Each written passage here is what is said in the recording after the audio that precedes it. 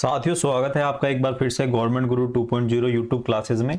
हम जो इस सीरीज में देख रहे हैं, राजस्थान और इंडिया का करंट अफेयर देख रहे हैं। राजस्थान की और इंडिया की तमाम आने वाली सभी भर्तियों के अंदर ये करंट अफेयर की सीरीज बहुत महत्वपूर्ण होने वाली है। जो बच्चे इनको लगातार देख रहे हैं उनको काफ़ी जो है ज़्यादा इंप्रूवमेंट देखने को भी मिल रहा है, जैसा कि आप लोगों ने ही मुझे कमेंट करके बताया। और रही बात कि करंट अफेयर के साथ साथ हम जो हमारी बेसिक नॉलेज है उसको भी परिपक्व कर रहे हैं।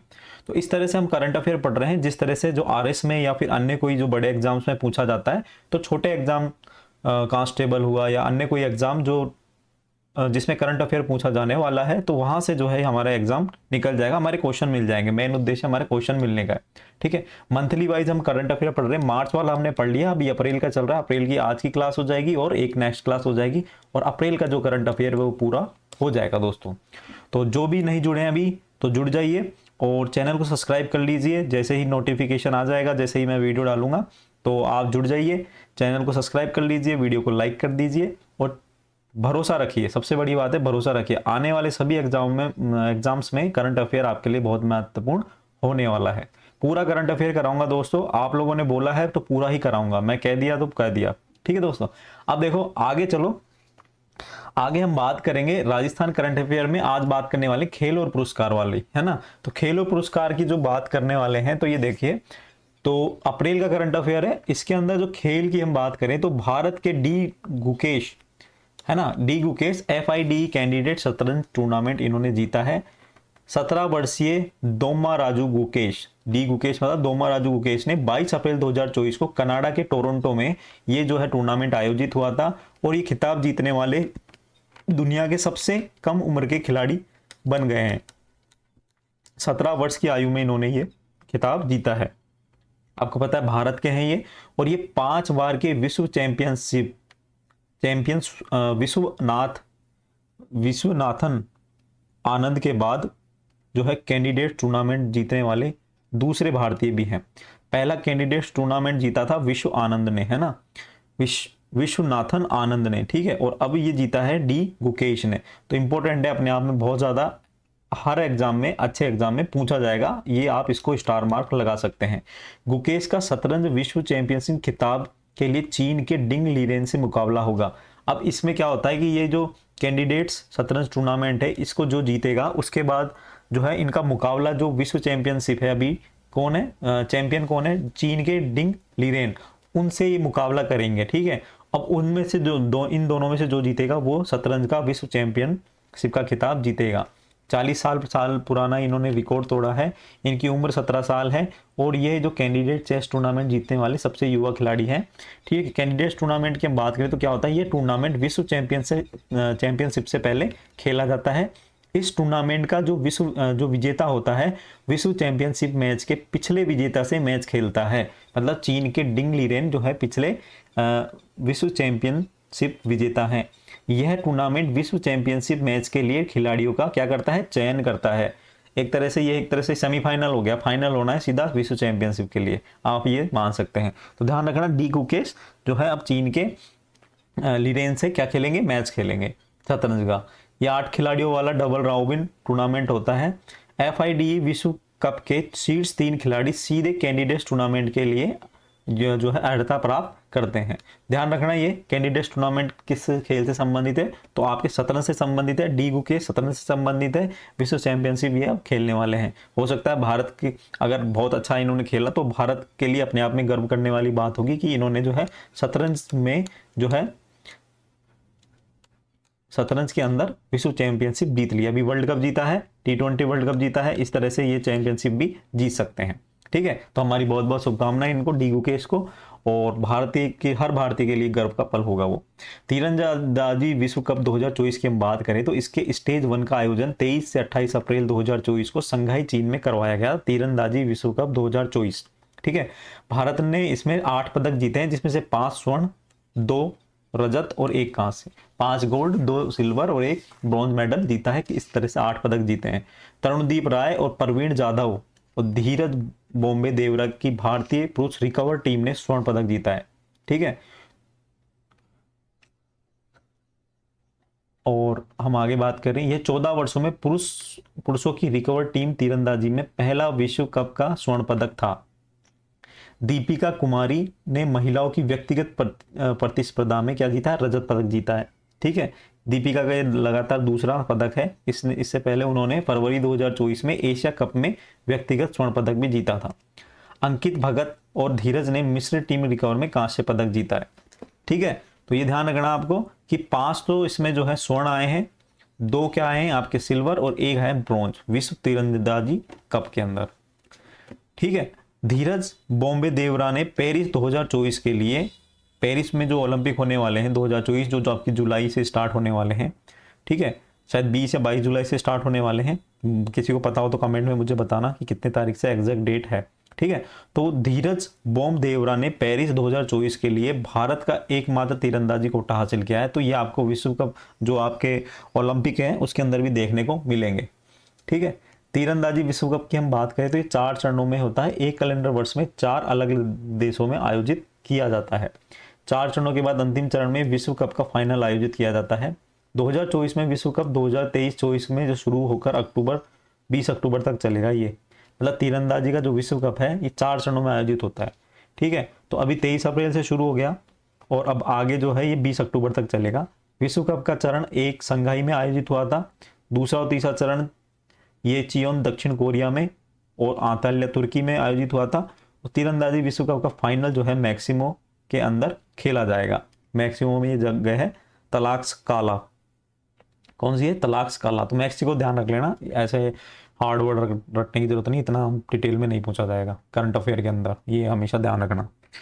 मियामी ओपन टेनिस टूर्नामेंट 2024 की हम बात करें तो 44 साल की उम्र में बोपन्ना, अपने भारत के ना रोहन बोपन्ना, उन्होंने मास्टर्स 1000 खिताब जीतने वाले सबसे उम्रदराज खिलाड़ी होने का अपना ही रिकॉर्ड तोड़ दिया है।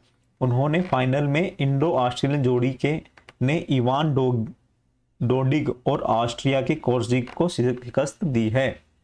देखो, भारत के रोहन बोपन्ना और उनके साथी ऑस्ट्रेलिया के मैथ्यू एबडेन ने जो युगल टेनिस प्रतियोगिता होती है उसके अंदर फ्लोरिडा में मियामी ओपन टेनिस युगल खिताब जीता है। ध्यान रखना, तो रोहन बोपन्ना के साथी खिलाड़ी कौन थे, ऑस्ट्रेलिया के कौन थे, मैथ्यू एबडेन, मैथ्यू वेड मत कर देना, मैथ्यू एबडेन। ठीक है, तो यह जीत से बोपन्ना और एबडेन पुरुष युगल रैंकिंग में पहले स्थान पर पहुंच गए हैं। बोपन्ना और एबडेन की जोड़ी ने दूसरा एटीपी मास्टर्स 1000 खिताब जीता है। उन्होंने 2023 में इंडियन वेल्स टूर्नामेंट जीता था। रोहन बोपन्ना ने अपने कैरियर में 6 एटीपी मास्टर्स जीते हैं। तो दोस्तों, रोहन बोपन्ना ने ये अपने आप में इतिहास रच दिया है। लिएंडर पेस हमारे भारत के, महेश भूपति, सानिया मिर्जा के बाद रोहन बोपन्ना मियामी ओपन खिताब जीतने वाले चौथे खिलाड़ी हैं। तो इनसे पहले भी जो है खिताब जीते हुए किन किन ने, महेश भूपति, लिएंडर पेस, सानिया मिर्जा, तीनों ने इन्होंने जीते हुए हैं। उसके अलावा भी जो है रोहन बोपन्ना ने यहाँ पर जीत लिए हैं। ठीक है, तो आगे बढ़ने से पहले मैं आपको एक बात बताना चाहता हूं कि मैं जो करंट अफेयर की क्लास लेता हूं उसमें कुछ ना कुछ क्वेश्चंस मैं हमेशा हर वीडियो के अंदर पूछता हूं। तो उसमें जो आंसर देते हैं उनका मैं नाम लेता हूं। और जो मैंने लास्ट वीडियो में और उससे पहले वाले वीडियो में जो मैंने क्वेश्चंस पूछे थे तो उन्होंने जो सही जवाब दिया है वो है महेंद्र सिंह, है ना, महेंद्र सिंह। ठीक है, बहुत अच्छी तरह से ये क्लास देख रहे हैं और क्लास से ही प्रश्न पूछे जाते हैं और वाकई में इनकी तैयारी अच्छी है, क्योंकि ये इस तरह से जो क्लास हैं उनको बहुत गहराई से अध्ययन कर रहे हैं और हो सकता है नोट्स बनाने। और जिनको भी मैं आपको बता दूं, जिनको भी आप लोगों को ये पीडीएफ चाहिए, पीडीएफ जिनको चाहिए वो मेरा टेलीग्राम चैनल है। टेलीग्राम चैनल पर आप जो है वहाँ से डाउनलोड कर सकते हैं, मैं वहाँ पे डाल देता हूँ। उस टेलीग्राम चैनल का नाम है गवर्नमेंट गुरु 2.0। तो दोस्तों वहाँ से आप जो है देख सकते हैं। महेंद्र सिंह है, महेंद्र सिंह के बाद हैं आप एक काम करिएगा कि जब भी आप कमेंट करें तो उसके साथ अपना नाम लिख देना, क्योंकि यहाँ पर जो है इस तरह से आ रहा है। जैसे अभी नेक्स्ट नाम है ये यूज़र FM3 इस तरह से SP, तो इन्होंने भी जो है सही आंसर दिया था। इसके बाद पूनम देवी हैं, पूनम देवी जी, तो इन्होंने भी सही आंसर दिया है। और हम बात करें राज सिंह, इन्होंने भी सही आंसर दिया। तो दोस्तों मैं बात कर रहा हूं कि हमेशा है ना, जो मैं ये वीडियो बना रहा हूँ आपके लिए बना रहा हूँ, अगर आप अच्छे से ध्यान से देखेंगे तो आपको डेफिनेटली फायदा होगा, ठीक है। और इसके बाद क्या होगा कि मैं ना ये सारे जो, जब आपके एग्जाम्स पास में आएंगे तो ये सारे वीडियो की मैं मैराथन क्लासेस भी बना दूंगा और वो आपके लिए लेके आऊंगा।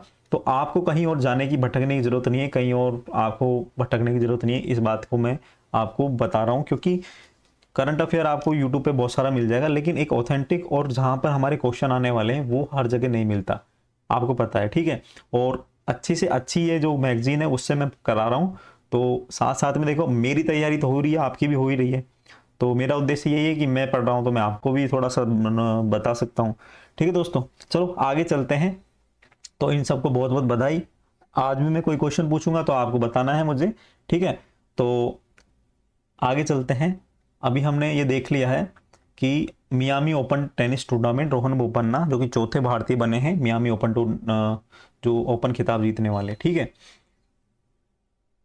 युगल कौन से थे? रोहन बोपन्ना और मैथ्यू एबडन जो ऑस्ट्रेलिया के, यही पुरुष युगल में थे, है ना।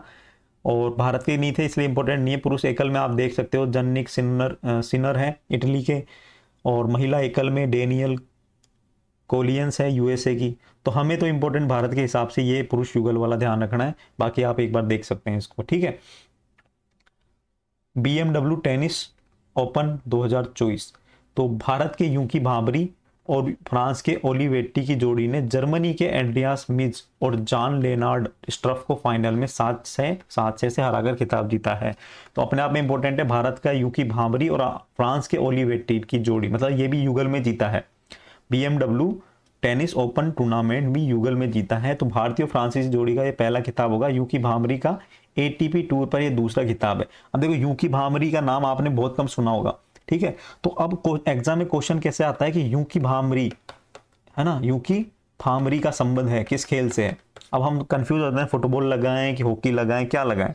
तो दोस्तों ये ध्यान रखना, टेनिस, टेनिस, ठीक है। अब आगे देखो, यूकी भांबरी पुरुष युगल में अपने करियर की सर्वश्रेष्ठ रैंकिंग 56 पर पहुंच चुके हैं।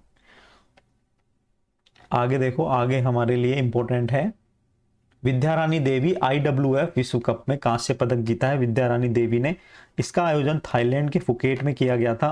विद्यारानी ने 55 किलो वर्ग में 196 किलो का जो है वजन उठाकर कांस्य पदक जीता है। यह है वेट लिफ्टिंग, वेट लिफ्टिंग वाला जो कंपटीशन होता है उसके अंदर 196 किलो का वेट उठाया इन्होंने। 55 किलो की ये है विद्यारानी देवी, और इन्होंने जो है 196 किलो का, मतलब अपने जो वजन से 4 गुना ज्यादा इन्होंने वजन उठाया, एक तरह से हम ये कह सकते हैं, ठीक है। तो इन्होंने 196 किलो का जो वजन उठाकर अपने आप में एक इतिहास रच दिया है और कांस्य पदक इनको मिला है, ठीक है। विद्यारानी देवी जो है बर्मिंघम कॉमनवेल्थ गेम्स 2022 में जो आयोजित हुए थे उसमें भी सिल्वर मेडल जीत चुकी हैं। तो आगे ध्यान रखना है कि विद्या रानी देवी ने दक्षिण कोरिया में आयोजित एशियाई वेट लिफ्टिंग चैंपियनशिप 2023 में महिलाओं के 55 वर्ग में रजत पदक जीता है।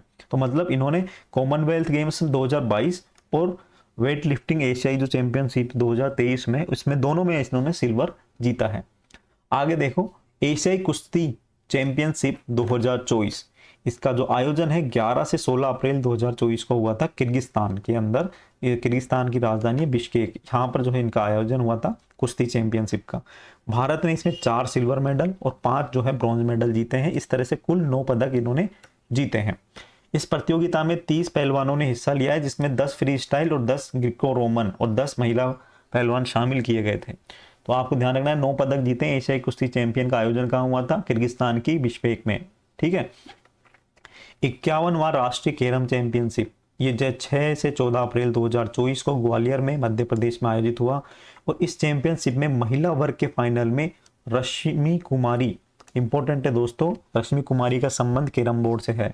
इन्होंने महिला वर्ग के फाइनल में रश्मि कुमारी ने नाथा जोथी को हराया है, ठीक है। रश्मि कुमारी 3 बार विश्व चैंपियन भी रह चुकी है। ये रश्मि के लिए 12वां राष्ट्रीय महिला एकल खिताब था। इस चैंपियनशिप के पुरुष वर्ग के फाइनल में के श्रीनिवास ने एस आदित्य को हराकर खिताब जीता है। तो रश्मि तो आपके महिला के अंदर हो गई और आपके के श्रीनिवास जो है आपके पुरुष के अंदर हो गए। इन दोनों ने खिताब जीता है 51वीं राष्ट्रीय कैरम चैंपियनशिप, ठीक है। तो आगे देखो, बलराज पंवार ने पेरिस ओलंपिक हेतु भारत का पहला रोइंग कोटा हासिल किया है। बहुत ज़्यादा इंपॉर्टेंट है क्योंकि अभी जुलाई के अंदर हमारे ओलंपिक स्टार्ट होने वाले हैं। ठीक है, पेरिस ओलंपिक। बलराज पंवार ने दक्षिण कोरिया के चुंगजू में आयोजित 2024 विश्व एशियाई और ओशियान ओलंपिक और पैरा ओलंपिक क्वालिफिकेशन रेगाट में पुरुष एकल स्पर्धा में तीसरा स्थान हासिल किया है। उन्होंने 2000 मीटर की दौड़ में 7 मिनट और 1.2 सेकंड के समय में पूरी करी है। तो ध्यान रखना, बलराज पंवार का नाम आएगा।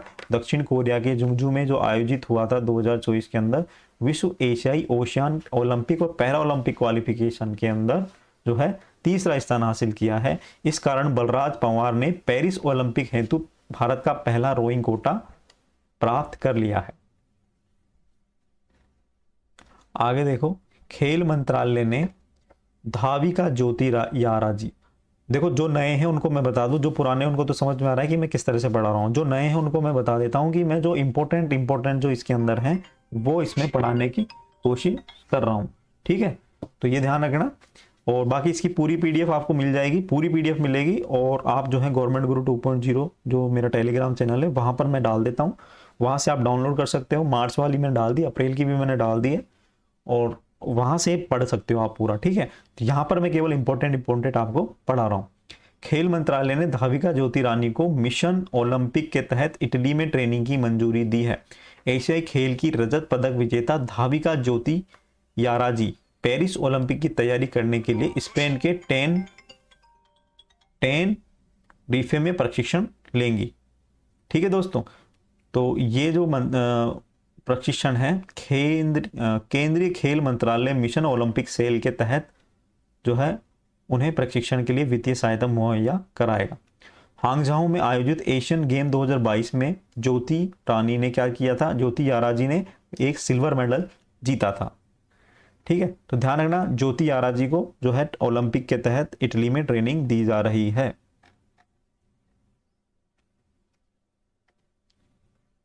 मैक्स वेरस्टेपन F1 जापानी ग्राउंड प्रिक्स 2024 के विजेता बने हैं। मैक्स वेरस्टेपन F1 जो फॉर्मूला F1 जो रेस होती है, रेडबुल के मैक्स वेरस्टेपन ने 7 अप्रैल 2024 को जापानी फॉर्मूला वन ग्रांड प्रिक्स 2024 का खिताब जीता है। हॉलैंड के मैक्स वेस्टरपेन ने रेडबुल के ही सर्जियो पेरिस को हराया है। मतलब रेडबुल की तरफ से ये थे, दूसरे वाले बंदे भी रेडबुल की तरफ से थे, तो इन्होंने जो है आपस में फाइनल खेला और फाइनल में जो है मैक्स वेरस्टेपेन को ने जो है खिताब जीता है। ठीक है, तो फॉर्मूला 1 चैंपियनशिप आप जानते हो, जो कारें होती है, कारों ऑटोमोबाइल द्वारा ये आयोजित किया जाता है। इसका आयोजन फेडरेशन इंटरनेशनल डील ऑटोमोबाइल द्वारा आयोजन किया जाता है। जो गाड़ियां होती है छोटी छोटी, है ना, बहुत स्पीड में जिनको चलाते हैं, हेलमेट लगा के देखा होगा आपने, F1 रेस, है ना, तो इसके अंदर जीता है। इतना इंपॉर्टेंट नहीं है राजस्थान के एग्जाम के हिसाब से, लेकिन फिर भी हमें ध्यान रखना है। एथलेटिक्स ओलंपिक चैंपियनशिप पुरस्कार राशि देने वाला पहला खेल बना है। बहुत ज़्यादा इंपॉर्टेंट है, इसको जो है अंडरलाइन कर लो, लिख लो, छाप लो, दिमाग में उतार लो। एथलेटिक्स ओलंपिक चैंपियनशिप को पुरस्कार राशि देने वाला पहला खेल बना है। विश्व एथलेटिक ने ओलंपिक स्वर्ण पदक विजेताओं को पुरस्कार राशि देने की घोषणा की है। विश्व एथलेटिक्स के अध्यक्ष सेबेस्टियन कोए ने उनके अनुसार जो है इस साल जो है पेरिस में स्वर्ण पदक जीतने वाले प्रत्येक खिलाड़ी को एथलेटिक कैटेगरी के अंदर जो स्वर्ण पदक जीतेगा इस साल के पेरिस ओलंपिक में, तो प्रत्येक खिलाड़ी को $50,000 मिलेंगे। दोस्तों, ये पहली बार है जब ओलंपिक के अंदर विजेता को, जो स्वर्ण पदक विजेता को क्या दी जा रही है, आपके राशि दी जा रही है। आज से पहले कभी नहीं हुआ, केवल मेडल अब पहनाया जाता था। एथलेटिक ओलंपिक के रजत और कांस्य पदक विजेताओं को इस बार की बजाय 2028 में जो LA के अंदर, लॉस एंजल्स के अंदर ओलंपिक खेलों से पुरस्कार राशि मिलेगी। मतलब इस साल इन्होंने गोल्ड के अंदर जो गोल्ड जीतेगा उसको 2024 के पेरिस ओलंपिक से राशि दी जाएगी, लेकिन जो सिल्वर और आपके ब्रॉन्ज मेडल जीतेगा उनको 2028 में जो LA के अंदर, लॉस एंजल्स के अंदर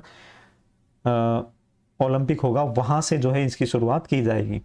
ठीक है, तो ये ध्यान रखना आपको। और ये पहली बार है, अंतर्राष्ट्रीय ओलंपिक समिति अभी तक मेडल विजेताओं को पुरस्कार राशि नहीं देती थी, लेकिन अब से शुरू कर दिया गया है। ठीक है, तो ध्यान रखना इंपॉर्टेंट है अपने आप में। हॉकी इंडिया अवार्ड्स 2024 की हम बात करें तो 31 मार्च को हार्दिक सिंह और सलीमा टेटे को क्रमशः पुरुष वर्ग और महिला वर्ग में प्लेयर ऑफ द ईयर 2023 नामित किया गया है। हार्दिक सिंह को बलवीर सिंह सीनियर ट्रॉफी और 25 लाख रुपए का नगद पुरस्कार सम्मानित किया गया है। Hardik Singh player of the year भी रह चुके हैं। हार्दिक सिंह पुरुष वर्ग और सलीमा टेटे आपके महिला वर्ग के अंदर इनको जो है यह पुरस्कार मिला है। ठीक है दोस्तों, तो हॉकी इंडिया ने भारतीय महिला टीम की फॉरवर्ड दीपिका सोरेन वर्ष के उभरते खिलाड़ी के लिए emerging player of the year के लिए प्रतिष्ठित हॉकी इंडिया असुंता लताड़ा पुरस्कार से सम्मानित किया है। उसके बाद हम बात करें कि उन्होंने महिला जूनियर एशिया कप के में टीम के लिए पदार्पण करते हुए 6 में से 7 गोल दागकर टीम को स्वर्ण पदक जिताने में भूमिका निभाई थी। किसने? दीपिका सोरेन ने। 2016 के जूनियर विश्व कप विजेता पुरुष टीम को इस कार्यक्रम में सम्मानित किया गया। अब आप ये देखो, प्लेयर ऑफ द ईयर महिला में Salima Tete, player of the पुरुष प्लेयर ऑफ द ईयर इसमें पुरुष में हार्दिक सिंह, हार्दिक पांड्या नहीं Hardik Singh. Major Dhyan Chand lifetime achievement award जो है अशोक कुमार को मिला है। किसको मिला है? अशोक कुमार को। ठीक है, दीपिका सोरेन का यह गया women under 21 player of the year Deepika Soren, और men under 21 player of the year जो है आपके कौन है? ये कट गया थोड़ा सा इसमें, अरायजीत सिंह धुंधगल। ठीक है, तो ये ध्यान रखना। और defender of the year Harmanpreet Singh, और मिडफील्डर ऑफ द ईयर हार्दिक सिंह देखो 2 बार। फॉरवर्ड ऑफ द ईयर अभिषेक। ठीक है, तो ये ध्यान रखना, सलीमा टेटे, हार्दिक सिंह, अशोक कुमार और दीपिका सोरेन, इन चारों को नाम ध्यान रखना है स्पेशली। गोलकीपर तो आपको पता है श्रीजेश है ना, PR श्रीजेश। सलीमा टेटे महिला, हार्दिक सिंह जो है पुरुष। ठीक है, मेजर ध्यानचंद अशोक कुमार।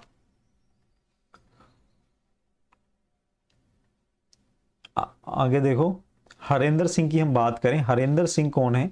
ये पूर्व भारतीय हॉकी खिलाड़ी हैं और इन्होंने जो है द्रोणाचार्य पुरस्कार विजेता भी रह चुके हैं। इनको अभी हाल ही में राष्ट्रीय महिला हॉकी टीम का जो है कोच चुना गया है। तो हरेंद्र सिंह का नाम ध्यान रखना, इनको जो है महिला हॉकी टीम के कोच हैं। 56वें राष्ट्रीय खो खो चैंपियनशिप, राष्ट्रीय चैंपियनशिप की हम बात करें तो राष्ट्रीय खो खो चैंपियनशिप की हम बात करें तो दिल्ली के इंदिरा गांधी इंडोर स्टेडियम में 56वां जो है राष्ट्रीय खो खो चैंपियनशिप खेला गया 1 अप्रैल 2024 को। इस प्रतियोगिता में महाराष्ट्र ने महिला और पुरुष दोनों वर्गों में खिताब जीता है। तो खो खो चैंपियनशिप में किसने खिताब जीता है? महाराष्ट्र ने। ठीक है, आगे देखो, ओलंपिक ज्योति प्रज्वलन समारोह की हम बात करें तो ग्रीस के ओलंपिया शहर में ओलंपिक फ्लेमिंग लाइट रानी सेरेमनी का आयोजन 16 अप्रैल 2024 को किया गया। इसमें क्या होता है कि कांच के जरिए हेरा मंदिर की छत से सूर्य की रोशनी द्वारा ओलंपिक फ्लेम जलाई जाती है, जो कि प्राचीन काल से चला आ रहा एक क्या है? रिवाज है। ज्योति के प्रज्वलन समारोह का आयोजन ओलंपिक खेल शुरू होने से 100 दिन पहले किया जाता है। तो आपको पता है अप्रैल में शुरू कर दिया ज्योति जलाना, और आपको पता है कि जुलाई के अंदर जो है स्टार्ट होने वाले हैं। तो जुलाई में से 100 दिन पहले जो है इसका जो है ज्योति जलाकर आयोजन कर दिया। ओलंपिक गेम शुरू होने से खत्म होने तक यह फ्लेम कढ़ाई में जलती रहती है। ठीक है, और आगे देखो, ओलंपिया में सेरेमनी के बाद ओलंपिक ज्योति का सबसे पहले ग्रीस तक सफर करती है। तो ये थोड़ी सी बेसिक नॉलेज का ध्यान रखना।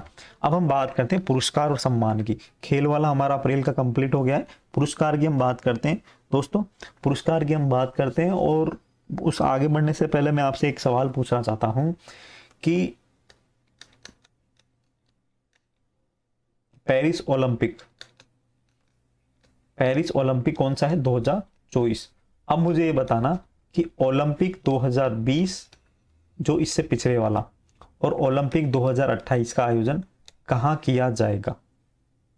2020 का आयोजन कहाँ हुआ था और 2028 का आयोजन कहाँ किया जाएगा, ये आप मुझे कमेंट करके बताना। और जो भी कमेंट करेंगे वो अपना नाम जरूर लिख देना, क्योंकि आपका जो यूजर नेम आता है डिफॉल्ट नेम आता है। ठीक है, तो ध्यान रखना 2020 और 2028 का पेरिस ओलंपिक जो है 28 का कहाँ आयोजन किया जाएगा और 2020 का आयोजन कहाँ किया गया है, ये आपको कमेंट बॉक्स में बताना है। आगे देखो, पुरस्कार की हम बात करें तो चंद्रयान 3 मिशन टीम को जैक स्वीटगर्ट जूनियर पुरस्कार 2024 से नवाजा गया है। भारत की चंद्रयान 3 मिशन टीम ने अंतरिक्ष अन्वेषण मानकों को बढ़ाने के लिए 2024 का जैक स्वीटगर्ट जूनियर पुरस्कार जीता है। भारतीय अंतरिक्ष अनुसंधान संगठन इसरो ने यह पुरस्कार चंद्रयान 3 टीम की असाधारण उपलब्धियों के लिए दिया है। कौन सा? जैक स्वीटगर्ट पुरस्कार जो है चंद्रयान 3 की टीम को दिया गया है। ये पुरस्कार क्या होता है इसके बारे में हम जान लेते हैं। उससे पहले हम ये जानते हैं कि चंद्रयान 3 मिशन में शामिल लैंडर विक्रम और रोवर प्रज्ञान को 23 अगस्त 2023 को चंद्रमा के दक्षिणी ध्रुव पर उतारा गया था। तो जैक स्वीटगर्ट पुरस्कार की हम बात करें, यह पुरस्कार अमेरिका के स्पेस फाउंडेशन द्वारा दिया जाता है। यह अंतरिक्ष अन्वेषण और खोज में किसी कंपनी, अंतरिक्ष एजेंसी या संगठनों के द्वारा उपलब्धियों के आधार पर दिया जाता है। ठीक है, यह पुरस्कार अंतरिक्ष यात्री थे जॉन एल जैक स्वीटगर्ट जूनियर की स्मृति में दिया जाता है। तो ध्यान रखना, अमेरिका का ये पुरस्कार है और अमेरिका ने जो है हमारे को चंद्रयान 3 के लिए पुरस्कार दिया है। ब्रेक थ्रू पुरस्कार की हम बात करें तो 2023-24 का ब्रेक थ्रू पुरस्कार 13 अप्रैल 2024 को लॉस एंजल्स में आयोजित हुआ और ये जो पुरस्कार है प्रभावशाली वैज्ञानिक खोजों के लिए दुनिया के सबसे प्रतिभाशाली लोगों को सम्मान किया जाता है। ब्रेक थ्रू पुरस्कार एक तरह से विज्ञान का ऑस्कर के रूप में भी माना जाता है। ठीक है, तो जीवन विज्ञान में ब्रेक थ्रू पुरस्कार की हम बात करें तो ये 3 प्रमुख बीमारियों के लिए दिया गया था जीवन विज्ञान के अंदर। कैंसर, सिस्टिक फाइब्रोसिस और पार्किंसन रोग के लिए ये पुरस्कार दिया गया था। कैंसर, सिस्टिक फाइब्रोसिस और पार्किंसंस रोग के लिए ये दिया गया था। कार्ल जून और मिशेल सैंडलेस को ये कैंसर के इलाज के आनुवांशिक रूप से, है ना, तो कैंसर के इलाज के लिए कार्ल जून और मिशेल सैंडलेन को, है ना, सैंडलेन को दिया गया है। और सबाई हदीदा और पॉल नेगुलेस्कू और फेडरिक वान गोर को, ये देखो कैसे अजीब अजीब नाम है ना, प्रभावित दवाइयों के कारण मिला है। देख लेना, इतना इंपॉर्टेंट नहीं है। आपको ये ब्रेक थ्रू पुरस्कार ध्यान रखना है कि कौन से कैटेगरी में दिया जाता है। 3 कैटेगरी में दिया जाता है विज्ञान की। तो ये हो गया जीवन विज्ञान। मौलिक भौतिकी की हम बात करें तो ये पुरस्कार जॉन कार्डी और अलेक्जेंडर जामोलोडिस्कोव को दिया गया है। गणित के अंदर ये साइमन ब्रेंडल को दिया गया है। तो ध्यान रखना, ब्रेक थ्रू पुरस्कार में क्या मिलता है, ये 2010 से शुरू हुआ था। जीव विज्ञान, भौतिकी और गणित में प्रतिवर्ष ये दिया जाता है। इसमें जो 30 लाख अमेरिकी डॉलर की राशि पुरस्कार में दी जाती है। ठीक है, आगे देखो, पोलुवरी सुब्बा राव को जो है अंतरिक्ष विज्ञान में आर्यभट्ट पुरस्कार दिया गया है। पोलुवरी सुब्बा राव अनंत टेक्नोलॉजी के संस्थापक और अध्यक्ष पोलुवरी सुब्बा राव को एरोनॉटिक्स सोसाइटी ऑफ इंडिया द्वारा आर्यभट्ट पुरस्कार से सम्मानित किया गया। उन्हें ये ASI के प्रतिष्ठित फेलो की उपाधि भी प्रदान करता है। ASI मतलब aeronautics society of India.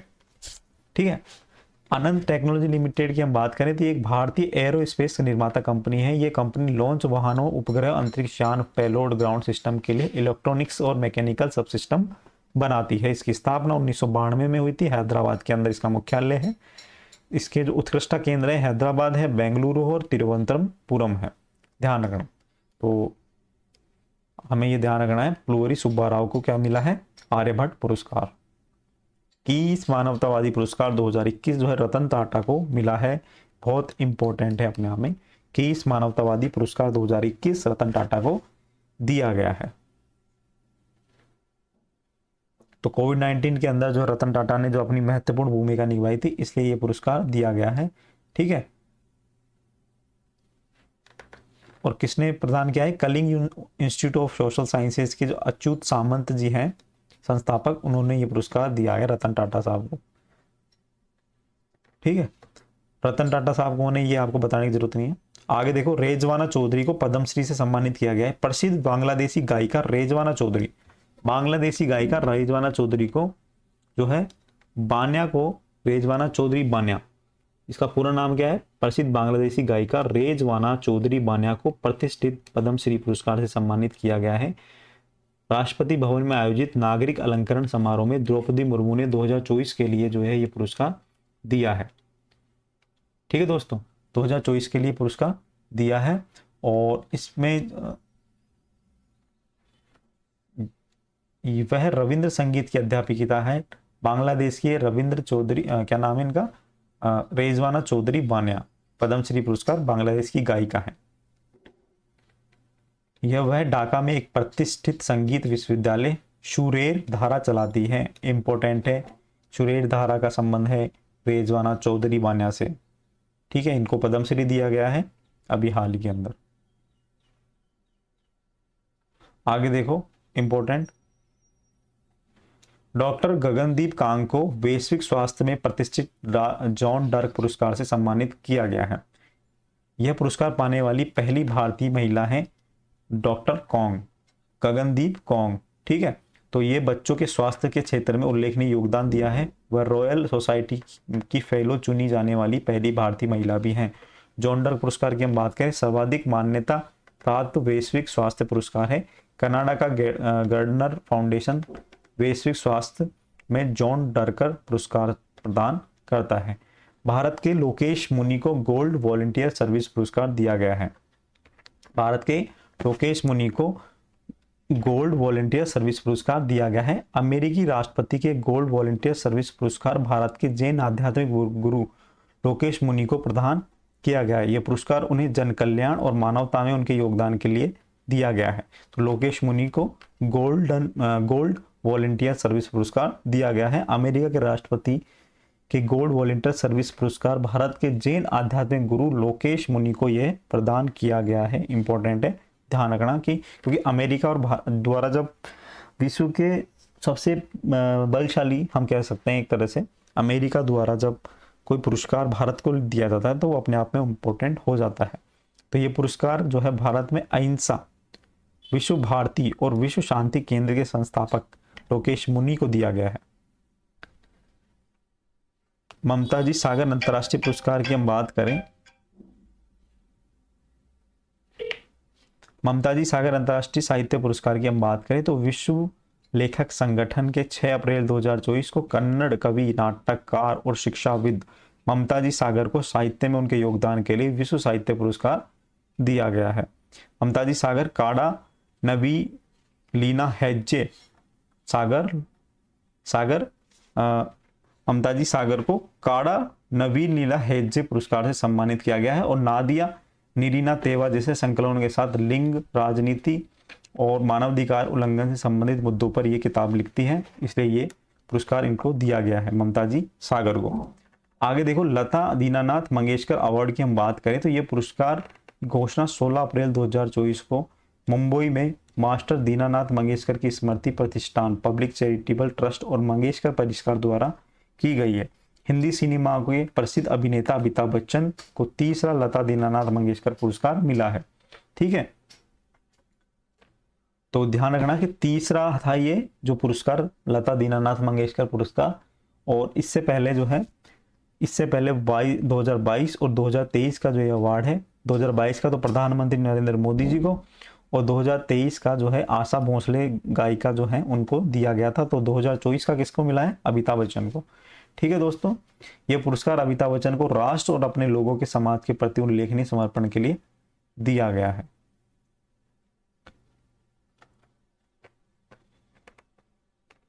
Master Dinanath Mangeshkar पुरस्कार की हम बात करें तो संगीत की श्रेणी में AR रहमान, सिनेमा की श्रेणी में विशेष रूप से रणदीप हुड्डा को दिया गया है। तो ये इंपॉर्टेंट हो जाता है, थोड़ा सा इंपॉर्टेंट तो इतना है कि 2022, 2023 और 2024 का तीनों को ध्यान रखना है आपको।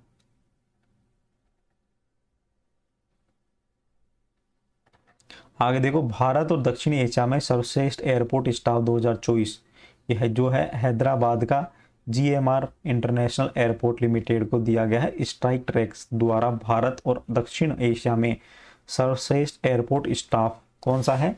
हैदराबाद इंटरनेशनल एयरपोर्ट का, है ना, तो ये ध्यान रखना।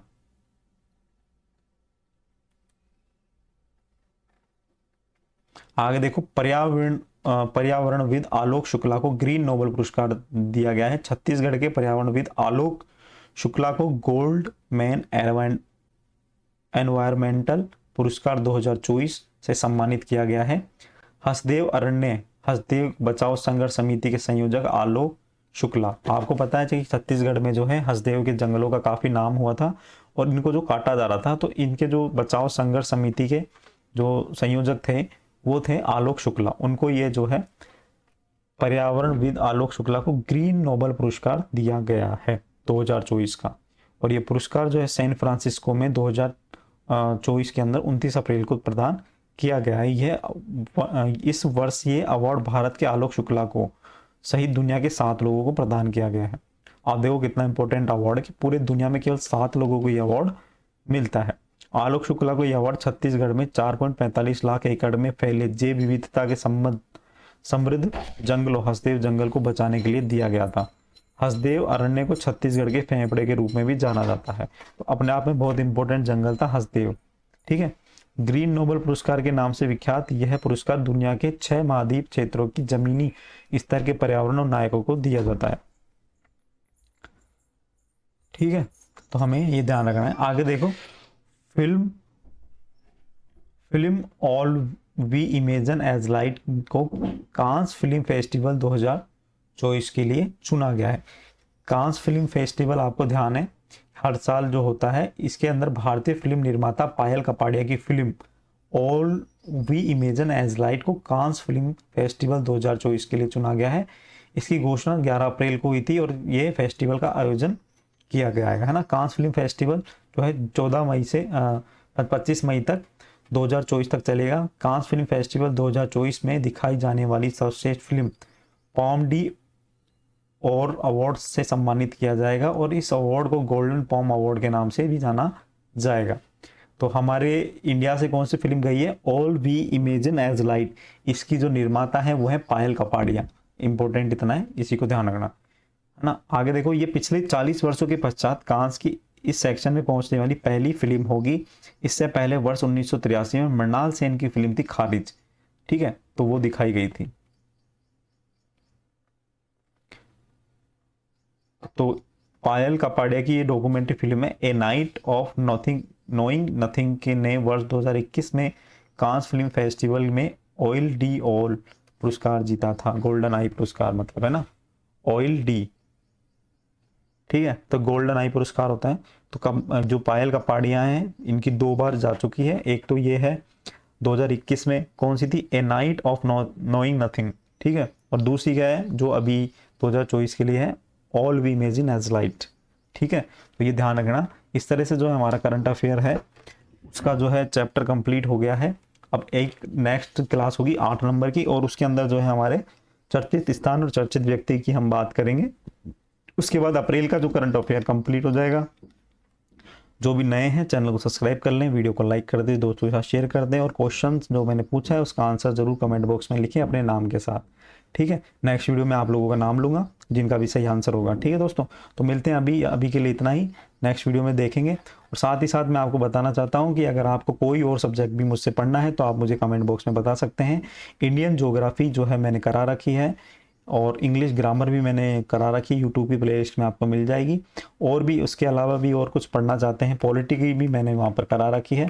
उसके अलावा भी आपको जो है अच्छा कंटेंट अगर चाहिए मुफ्त में, और तो आप मेरे को कमेंट में बता सकते हैं, टेलीग्राम पे मैसेज कर सकते हैं, इंस्टाग्राम पे फॉलो करके वहाँ मैसेज कर सकते हैं, फेसबुक पे बता सकते हैं, कहीं पे भी आप बता सकते हैं। ठीक है दोस्तों, तो अभी के लिए इतना ही, मिलेंगे नेक्स्ट वीडियो में। साथ ही साथ मैं आपको एक बात बताना चाहता हूँ कि कंटेंट अपना ऐसा है कि आपको जो है पैसे से ही ऐसा कंटेंट मिल सकता है, लेकिन यहाँ पे अब जो है मुफ्त में कंटेंट दिया जा रहा है। पैसे से भी इस तरह का कंटेंट नहीं मिलेगा, क्योंकि मेरे जो नोट्स हैं बहुत ऑथेंटिक जगह से मैं लेके आ रहा हूँ, जो कि आपको 50,000 से 60,000 जो है फीस पे करने के बाद मिलते हैं। ठीक है दोस्तों, मैं अंत में इतना ही कहना चाहता हूँ, चैनल को सब्सक्राइब कर लेना, हो सके तो व्हाट्सएप के स्टेटस पे भी लगा लेना। ठीक है, ताकि और बच्चों तक ये चीज़ें पहुँचें। तो कम से कम मेरे 2 से 3 बच्चे भी अगर सीरियसली पढ़ रहे हैं ना मेरे से, तो मैं अपने आप को जो है इस मुहिम में जोड़ा रखूंगा। ठीक है दोस्तों, चलो मिलते हैं नेक्स्ट वीडियो में। अभी के लिए इतना ही, धन्यवाद। आपका बस सपोर्ट चाहिए और मुझे कुछ नहीं चाहिए। ठीक है, थैंक यू।